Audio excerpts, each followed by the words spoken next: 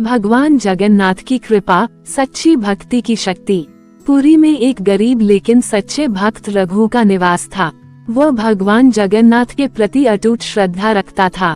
उसका जीवन बेहद साधारण था। छोटी सी झोपड़ी, तन ढकने के लिए मामूली वस्त्र और पेट भरने के लिए कभी पूरा भोजन तो कभी अधूरा। लेकिन इन कठिनाइयों के बावजूद उसका हृदय भक्ति से भरा हुआ था।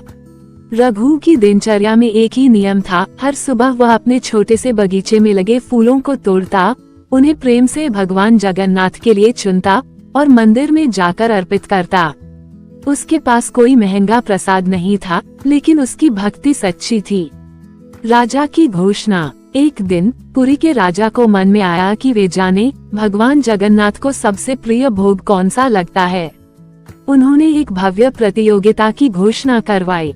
जो भी भक्त भगवान को सबसे उत्तम और स्वादिष्ट भोग अर्पित करेगा, उसे सम्मानित किया जाएगा।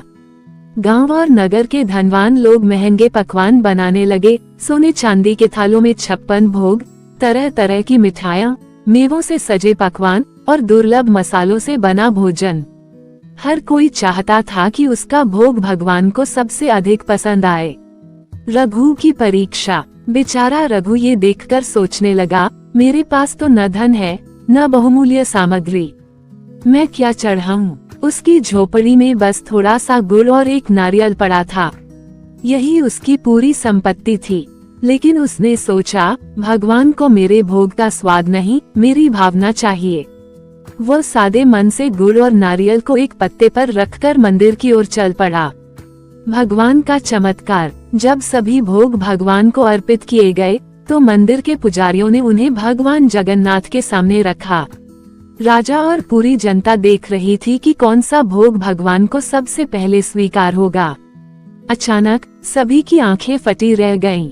भगवान जगन्नाथ की मूर्ति से एक दिव्य हाथ प्रकट हुआ और उसने सबसे पहले रघु के गुड़ और नारियल को उठा लिया। मंदिर में शंख और घंटियों की ध्वनि गूंज उठी। लोग आश्चर्य और श्रद्धा से नतमस्तक हो गए। राजा स्वयं स्तब्ध रह गए। उन्होंने आगे बढ़कर रघु को अपने पास बुलाया और कहा, तुम सबसे धनवान व्यक्ति हो, क्योंकि तुम्हारे पास सच्ची भक्ति है। सीख। भगवान को धन, वैभव या महंगे भोग की आवश्यकता नहीं होती। वे केवल प्रेम और सच्ची भक्ति को स्वीकार करते हैं। जो भक्ति से दिया जाता है, वही सबसे मूल्यवान होता है। सच्चा प्रेम और श्रद्धा ही भगवान को प्राप्त करने का सबसे सरल मार्ग है। अगर आपको ये वीडियो पसंद आई तो वीडियो को लाइक करें, चैनल को सब्सक्राइब करें। धन्यवाद। राधे राधे।